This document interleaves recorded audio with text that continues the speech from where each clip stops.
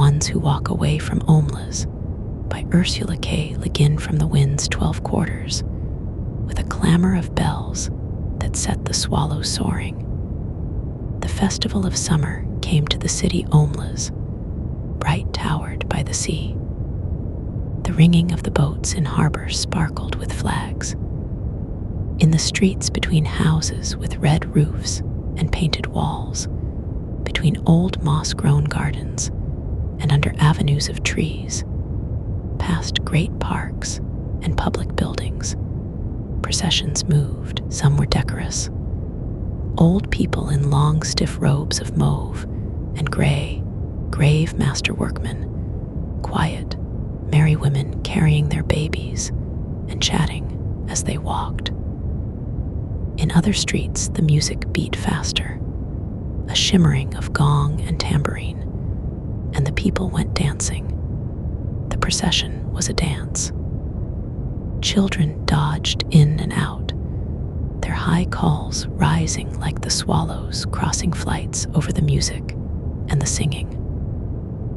All the processions wound towards the north side of the city, where on the great water meadow called the green fields, boys and girls, naked in the bright air, with mud-stained feet and ankles, and long, lithe arms, exercised their restive horses before the race.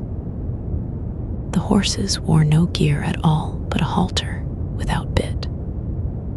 Their manes were braided with streamers of silver, gold, and green. They flared their nostrils and pranced and boasted to one another. They were vastly excited, the horse being the only animal who has adopted our ceremonies as his own. Far off to the north and west, the mountains stood up half encircling Omelas on her bay. The air of morning was so clear that the snow still crowning the 18 peaks burned with white gold fire across the miles of sunlit air under the dark blue of the sky. There was just enough wind to make the banners that marked the racecourse snap and flutter now and then. In the silence of the broad green meadows, one could hear the music winding throughout the city streets, farther and nearer, and ever approaching. A cheerful, faint sweetness of the air from time to time trembled and gathered together, and broke out into the great joyous clanging of the bells. Joyous. How is one to tell about joy? How describe the citizens of Omelas? They were not simple folk, you see, though they were happy. But we do not say the words of cheer much anymore. All smiles have become archaic. Given a description such as this one tends to make certain assumptions. Given a description such as this one tends to look next for the king, mounted on a splendid stallion and surrounded by his noble knights, or perhaps in a golden litter borne by great muscled slaves. But there was no king. They did not use swords or keep slaves. They were not barbarians. I do not know the rules and laws of their society, but I suspect that they were singularly few. As they did without monarchy and slavery, so they also got on without the stock exchange, the advertisement, the secret police, and the bomb. Yet, I repeat that these were not simple folk, not dulcet shepherds, noble savages, bland utopians. They were not less complex than us. The trouble is that we have a bad habit, encouraged by pedants and sophisticates, of considering happiness as something rather stupid. Only pain is intellectual, only evil interesting. This is the treason of the artist, a refusal to admit the banality of evil and the terrible boredom of pain. If you can't lick M, join M. If it hurts, repeat it. But to praise despair is to condemn delight. To embrace violence is to lose hold of everything else. We have almost lost hold. We can no longer describe happy man, nor make any celebration of joy. How can I tell you about the people of Omelas? They were not naive and happy children, though their children were, in fact, happy.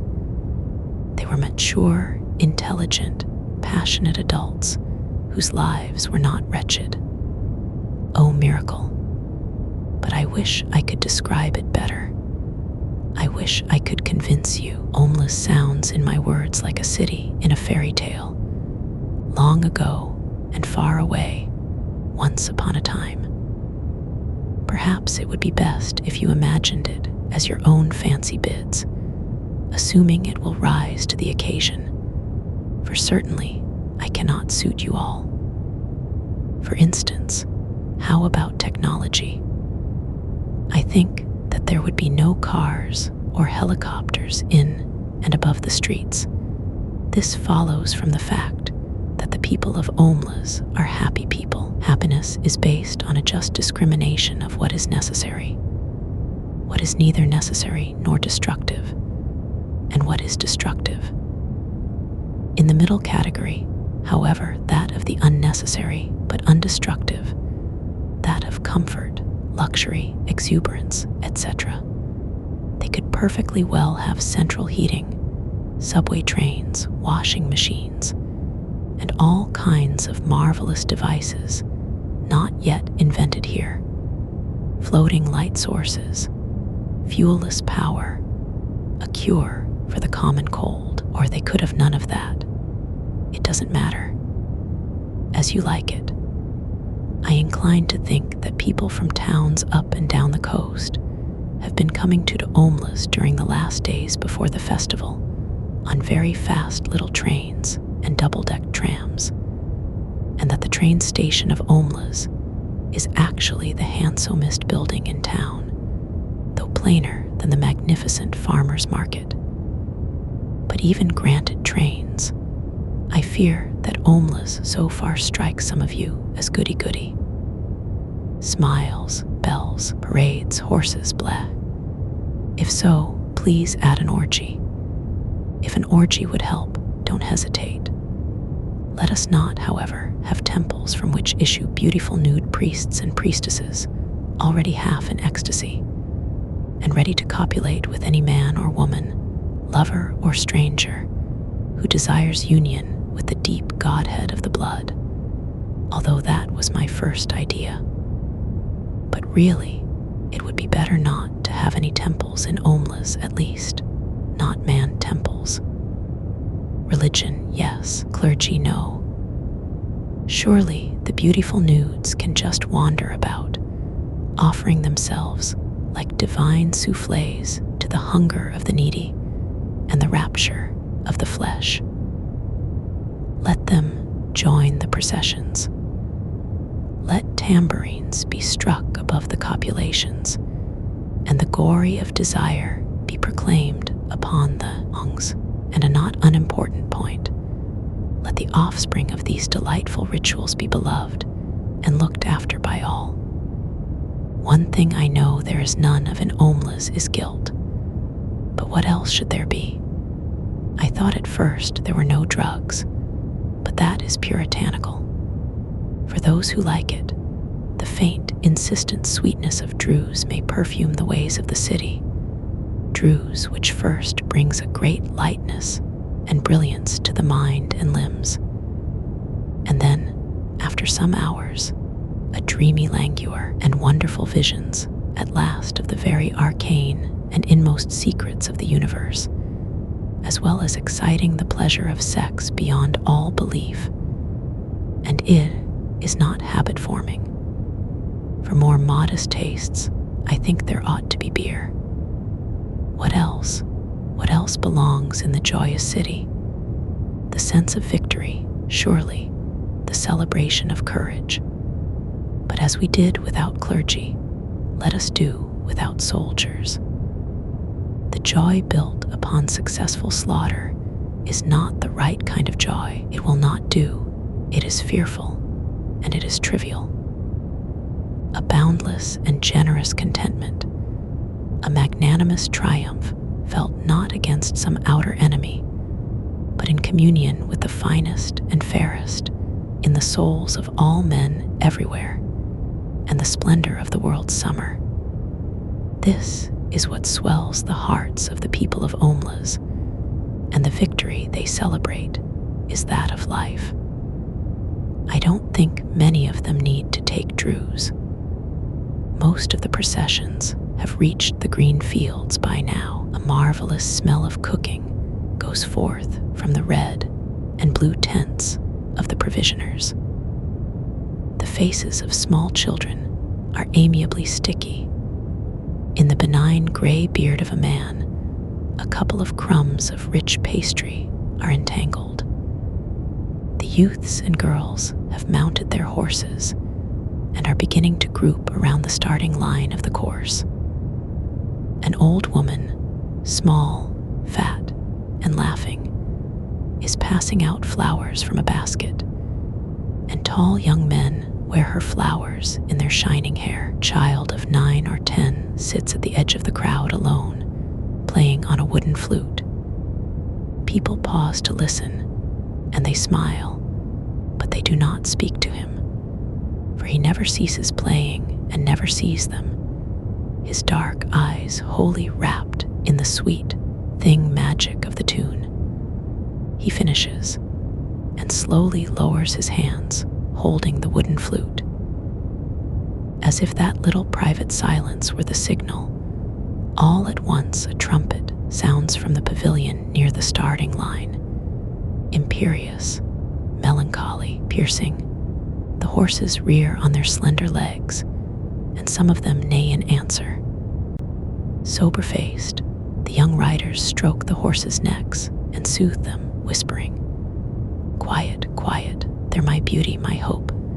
They begin to form in rank along the starting line. The crowds along the racecourse are like a field of grass and flowers in the wind. The festival of summer has begun. Do you believe? Do you accept the festival, the city, the joy? No. Then let me describe one more thing. In a basement, under one of the beautiful public buildings of Omelas, or perhaps in the cellar of one of its spacious private homes, there's a room. It has one locked door and no window. A little light seeps in dustily between cracks in the boards, secondhand from a cobwebbed window somewhere across the cellar. In one corner of the little room, a couple of mops, with stiff, clotted, foul-smelling heads, stand near a rusty bucket. The floor is dirt, a little damp to the touch, as cellar dirt usually is. The room is about 3 paces long and 2 wide, a mere broom closet or disused tool room. In the room, a child is sitting. It could be a boy or a girl. It looks about 6, but actually is nearly 10. It is feeble-minded. Perhaps it was born defective, or perhaps it has become imbecile through fear, malnutrition, and neglect. It picks its nose and occasionally fumbles vaguely with its toes or genitals as it sits hunched in the corner farthest from the bucket and the 2 mops. It is afraid of the mops.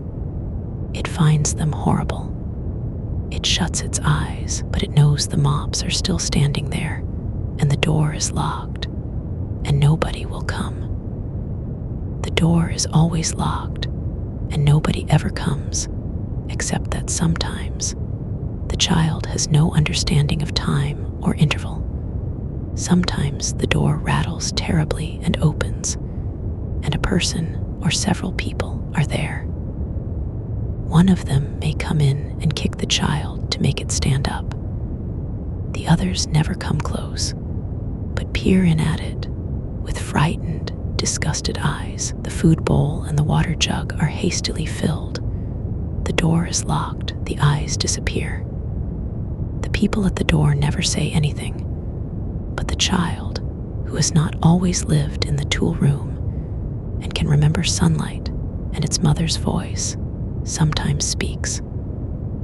"I will be good," it says. "Please let me out. I will be good." They never answer. The child used to scream for help at night and cry a good deal, but now it only makes a kind of whining. "Aha, aha," and it speaks less and less often. It is so thin there are no calves to its legs, its belly protrudes, it lives on a half bowl of cornmeal and grease a day. It is naked. Its buttocks and thighs are a mass of festered sores, as it sits in its own excrement continually. They all know it is there, all the people of Omelas. Some of them have come to see it. Others are content merely to know it is there. They all know that it has to be there. Some of them understand why, and some do not, but they all understand that their happiness, the beauty of their city, the tenderness of their friendships, the health of their children, the wisdom of their scholars, the skill of their makers, even the abundance of their harvest, and the kindly weathers of their skies, depend wholly on this child's abominable misery. This is usually explained to children when they are between 8 and 12, whenever they seem capable of understanding. And most of those who come to see the child are young people, though often enough an adult comes or comes back to see the child. No matter how well the matter has been explained to them, these young spectators are always shocked and sickened at the sight. They feel disgust, which they had thought themselves superior to. They feel anger, outrage, impotence, despite all the explanations. They would like to do something for the child, but there is nothing they can do. If the child were brought up into the sunlight out of that vile place, if it were cleaned and fed and comforted, that would be a good thing indeed. But if it were done in that day and hour, all the prosperity and beauty and delight of Omelas would wither and be destroyed. Those are the terms. To exchange all the goodness and grace of every life in Omelas for that single, small improvement, to throw away the happiness of thousands for the chance of happiness of one, that would be to let guilt within the walls indeed. The terms are strict and absolute. There may not even be a kind word spoken to the child. Often the young people go home in tears or in a tearless rage when they have seen the child and faced this terrible paradox. They may brood over it for weeks or years, but as time goes on, they begin to realize that even if the child could be released, it would not get much good of its freedom. A little vague pleasure of warmth and food, no real doubt, but little more. It is too degraded and imbecile to know any real joy. It has been afraid too long ever to be free of fear. Its habits are too uncouth for it to respond to humane treatment. Indeed, after so long it would probably be wretched without walls about it to protect it, and darkness for its eyes, and its own excrement to sit in. Their tears at the bitter injustice dry when they begin to perceive the terrible justice of reality and to accept it. Yet, it is their tears and anger, the trying of their generosity, and the acceptance of their helplessness, which are perhaps the true source of the splendor of their lives. Theirs is no vapid, irresponsible happiness. They know that they, like the child, are not free. They know compassion. It is the existence of the child, and their knowledge of its existence, that makes possible the nobility of their architecture, the poignancy of their music, the profundity of their science. It is because of the child that they are so gentle with children. They know that if the wretched one were not there sniveling in the dark, the other one, the flute player, could make no joyful music as the young riders line up in their beauty for the race in the sunlight of the first morning of summer. Now do you believe them? Are they not more credible? But there is one more thing to tell, and this is quite incredible. At times, one of the adolescent girls or boys who go see the child does not go home to weep or rage, does not, in fact, go home at all. Sometimes also a man or a woman, much older, falls silent for a day or two, then leaves home. These people go out into the street and walk down the street alone. They keep walking and walk straight out of the city of Omelas through the beautiful gates. They keep walking across the farmlands of Omelas. Each one goes alone, youth or girl, man or woman. Night falls, the traveler must pass down village streets between the houses with yellow-lit windows and on out into the darkness of the fields. Each alone, they go west or north towards the mountains. They go on. They leave Omelas. They walk ahead into the darkness, and they do not come back. The place they go towards is a place even less imaginable to most of us than the city of happiness. I cannot describe it at all. It is possible that it does not exist, but they seem to know where they are going, the ones who walk away from Omelas.